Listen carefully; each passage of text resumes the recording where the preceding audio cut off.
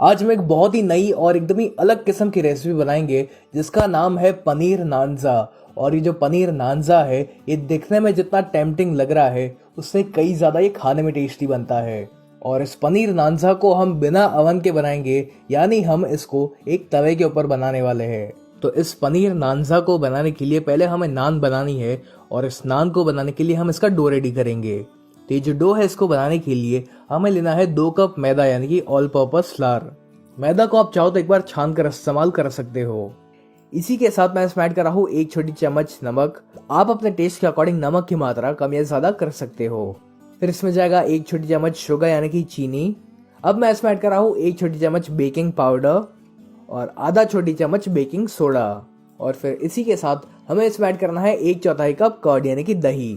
दही, baking powder और baking soda का इस्तेमाल करने से हमारी ये जो नान है ये काफी सॉफ्ट बनेगी। अब इसमें हम ऐड करेंगे 1 बड़ी चम्मच बटर या फिर तेल और फिर इन सभी को हम एक बार मिक्स करेंगे। फिर जरूरत के अनुसार आपको इसमें पानी या फिर दूध का इस्तेमाल करना है और इसका हम एकदम ही सॉफ्ट डो बनाएंगे। काफी सारे लोग इस डो में मिल्क पाउडर का भी इस्तेमाल करते हैं, तो यदि आपके पास मिल्क पाउडर अवेलेबल हो तो आप 1 या 2 बड़ी चम्मच मिल्क पाउडर का इस्तेमाल कर सकते हो। जब ये डो एक बार अच्छे से जुड़ जाए तब अपने किचन के प्लेटफॉर्म के ऊपर थोड़ा सा मैदा छिड़क लीजिए और इस डो को आप लगातार 5 से 6 मिनट के लिए मसलिए। आप चाहो तो इस डो को इस तरह से हाथों से स्ट्रेच भी कर सकते हो। चलिए, नान बनाने का ये जो डो है ये रेडी हो चुका है। तो अब हम इस डो को वापस हमारे मिक्सिंग बोल में ट्रांसफर करेंगे और फिर इसको ढक कर हमें इसे आधे घंटे के लिए रेस्ट करने देना है। और जब तक ये जो नान का डो है ये रेस्ट करता है तब तक हम बाकी की तैयारी करेंगे। तो अब मैंने ये तकरीबन 100 ग्राम पनीर का इस्तेमाल किया है और इस पनीर को हम छोटे छोटे क्यूब्स में कट करेंगे। इस पनीर नानजा को बनाने के लिए आपको कितने पनीर का इस्तेमाल करना है ये आप अपने पसंद अनुसार कम या ज्यादा कर सकते हो। चलिए, मैंने इस पनीर के इस प्रकार से छोटे छोटे क्यूब्स कर लिए हैं। तो अब इस पनीर के क्यूब्स को हम एक मिक्सिंग बोल में ट्रांसफर करेंगे और फिर हम इसमें कुछ मसाला ऐड करेंगे। पनीर जो होता है वो काफ़ी फीका होता है, उसका अपना कोई टेस्ट नहीं होता है। इस वजह से हम इन मसालों का इस्तेमाल करके इस पनीर के फ्लेवर को और बढ़िया बनाएंगे। तो पहले मैं इसमें ऐड कर रहा हूँ 2 चुटकी टर्मरिक यानी कि हल्दी। फिर हम इसमें ऐड करेंगे आधा छोटी चम्मच लाल मिर्च पाउडर। अब इसमें जाएगा 1/4 छोटी चम्मच गरम मसाला। और फिर इसमें एक हल्का सा चटपटा टेस्ट लाने के लिए हम इसमें ऐड करेंगे 2 चुटकी चाट मसाला। अब बस हमें इन सभी मसालों को और पनीर को अच्छे से मिक्स करना है ताकि पनीर के ऊपर ये सारे मसाले अच्छे से कोट हो जाए। इसमें मैं नमक डालना भूल गया था, तो इसीलिए अब मैं इसमें 2 चुटकी नमक का भी इस्तेमाल कर रहा हूँ। चलिए, अपना ये जो पनीर है ये मसालों के साथ अच्छे से कोट हो चुका है। तो अभी फिलहाल हम इसको साइड पर रखेंगे। तकरीबन आधा घंटा हो चुका है और अब हम इस डो को वापस थोड़ा सा मसलेंगे और फिर हमें इस डो को बराबर बराबर हिस्सों में डिवाइड करना है। तो पहले मैं इसका इस तरह से रोल बना रहा हूँ ताकि इसको डिवाइड करने में हमें काफी आसानी हो। और फिर एक चाकू या फिर एक स्क्रैपर की सहायता से हम इसको बराबर बराबर पार्ट्स में डिवाइड करेंगे। इतने डो की क्वांटिटी में से आप तकरीबन 7 से 8 पनीर नानजा बना पाएंगे। अब इस डो को हमें हाथों के बीच में रख कर इसका हमें एक बॉल बनाना है। चलिए, ये जो बॉल है ये रेडी हो चुका है और ठीक इसी प्रकार से हम बाकी के बचे हुए डो में से ऐसे ही बॉल्स बनाएंगे। अब एक चकले के ऊपर या फिर किसी भी फ्लैट सरफेस के ऊपर आपको थोड़ा सा मैदा छिड़कना है और फिर इसके ऊपर हमें इस डो को रख कर इसको हम बेलेंगे। लेकिन इसको बेलने से पहले आप इसको हल्का सा प्रेस करके इसको थोड़ा सा फ्लैट कर लीजिए। और फिर हम इस पर ऐड करेंगे थोड़ा सा कलौंजी यानी कि अनियन सीड्स। कलौंजी और काले तिल में काफी फर्क होता है, ये बस दिखने में सेम होता है। तो हो सके तो आप भी यहाँ पर कलौंजी का ही इस्तेमाल करें। अब इसी के साथ मैं इसके ऊपर ऐड कर रहा हूँ थोड़ा सा कोरिएंडर यानी कि धनिया। और फिर हम इसको हाथों से एक बार अच्छे से प्रेस कर लेते हैं ताकि ये जो धनिया और कलौंजी है ये इस डो में अच्छे से चिपक जाए। आप चाहो तो इस धनिया को पहले थोड़ा सा गीला करके इस्तेमाल कर सकते हो ताकि ये जो धनिया है ये इस डो के ऊपर आराम से चिपक सके। और अब एक बेलन की सहायता से हम इस नान को बेलेंगे। आपको इस नान को थोड़ा सा पतला बेलना है क्योंकि जब हम इस नान को सेकेंगे तो ये हल्की सी फूलती भी है। तो यदि आप इसको बेलते समय पर इसे मोटा रखोगे तो फूलने के बाद ये नान और भी ज्यादा मोटी हो जाएगी और इसे खाने में उतना मजा नहीं आएगा। चलिए, नान को मैंने बेल लिया है। तो अब हमें क्या करना है कि इसकी पीछे की तरफ हमें थोड़ा सा पानी अप्लाई करना पड़ेगा। पानी हम इसलिए अप्लाई कर रहे हैं ताकि ये जो नान है ये तवे के ऊपर अच्छे से चिपक पाए।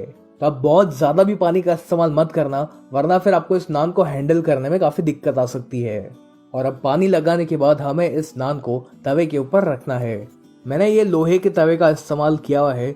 आप इस नान को नॉनस्टिक तवे के ऊपर मत बनाना, क्योंकि ये जो नान है ये नॉनस्टिक तवे के ऊपर अच्छे से चिपक नहीं पाएगी और जैसे ही आप इस नान को पलटोगे तो जो नान है वो नीचे गिर सकती है।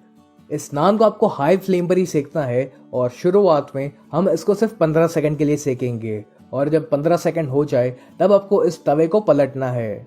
ध्यान रहे कि आपको गैस की फ्लेम को हाई पर ही रखना है, तभी ही इस फायर की गर्मी की वजह से आपकी जो नान है वो फटाफट से सिक पाएगी।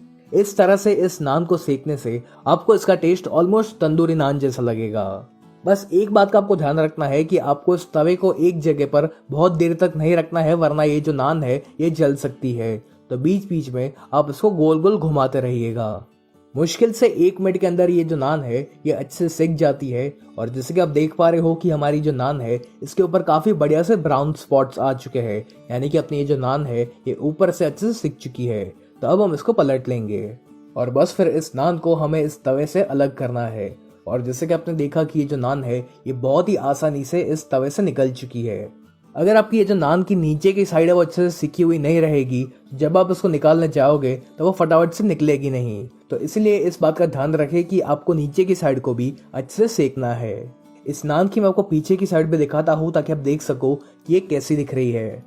बिल्कुल दिखने में ये वैसी ही लग रही है जैसे कि आपको ढाबे के ऊपर तंदूर में बनी हुई नान मिलती है। तो चलिए, अपनी ये जो नान है ये रेडी हो चुकी है और ठीक इसी प्रकार से मैंने और भी नान बनाकर रेडी की हुई थी। तो अब इस नान के ऊपर हम पिज्जा सॉस अप्लाई करेंगे। तो मैंने एक घर का बनाया हुआ पिज्जा सॉस यूज किया हुआ है और अगर आपको भी जानना है कि घर पर पिज्जा सॉस कैसे बनाया जाता है तो आप मुझे कमेंट करके जरूर बताएं, मैं उसकी भी रेसिपी आपके साथ जरूर शेयर करूंगा।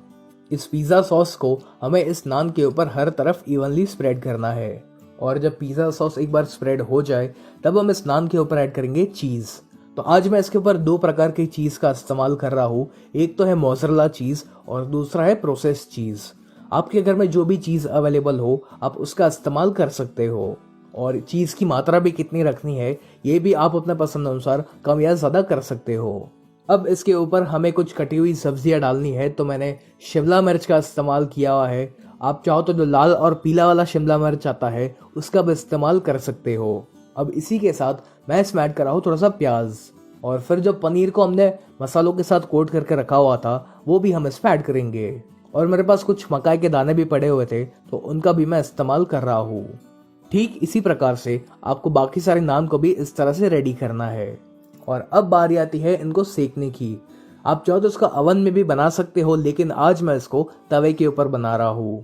तो एक पैन में या फिर एक तवे के ऊपर आपको डालना है थोड़ा सा बटर। बटर की जगह पर आप चाहो तो थोड़ा से ऑयल का इस्तेमाल कर सकते हो, लेकिन मैं रेकमेंड करूंगा कि आप बटर का ही इस्तेमाल करें क्योंकि उसका बहुत ही बढ़िया सा फ्लेवर आता है इसमें। बटर जब एक बार मेल्ट हो जाए तब जो नान हमने बनाकर रेडी की हुई थी वो हमें इसके ऊपर रखनी है। और ध्यान रहे कि इस समय पर आपकी जो गैस की फ्लेम है वो स्लो पर ही होनी चाहिए। अब हमें इसको ढक कर इस हम स्लो फ्लेम पर तकरीबन 2 से 3 मिनट के लिए पकाएंगे, या इसको आपको तब तक पकाना है जब तक इसके ऊपर का जो चीज है वो मेल्ट नहीं हो जाता। अब एक बहुत ही जरूरी चीज का आपको ध्यान रखना है और वो ये है कि आपकी जो गैस की फ्लेम है वो स्लो पर ही होनी चाहिए। यदि आप इसको मीडियम या फिर हाई फ्लेम पर सेकने जाओगे तो आपकी जो नान की नीचे की साइड है वो जलने लगेगी और आपको जो चीज है वो भी उतना मेल्ट नहीं हो पाएगा। तो इसलिए इस नानजा को आप स्लो फ्लेम पर ही सेके। तकरीबन 2 मिनट हो चुकी है और जैसे कि आप देख पा रहे हो कि हमारा ये जो नानजा है ये रेडी हो चुका है। इसके ऊपर का जो चीज है वो भी बहुत ही अच्छी तरीके से मेल्ट हो चुका है। तो अब हम इसको बाहर निकाल देंगे और ठीक इसी प्रकार से हमें बाकी सारा नानजा को भी बनाकर रेडी करना है। लीजिए, हमारा ये बहुत ही गर्मा गर्म पनीर नानजा बनकर रेडी हो चुका है। ये दिखने में जितना सुंदर है उससे कई ज्यादा ये खाने में क्रिस्पी होने के साथ साथ एकदम ही टेस्टी लगता है। इस पनीर नानजा में आपको नान के साथ साथ पिज्जा का भी टेस्ट आएगा। तो आप भी एक बार इस पनीर नानजा की रेसिपी को जरूर ट्राई करना और आपको और कौन सी रेसिपीज जाननी है ये भी आप मुझे कमेंट करके जरूर बताएं।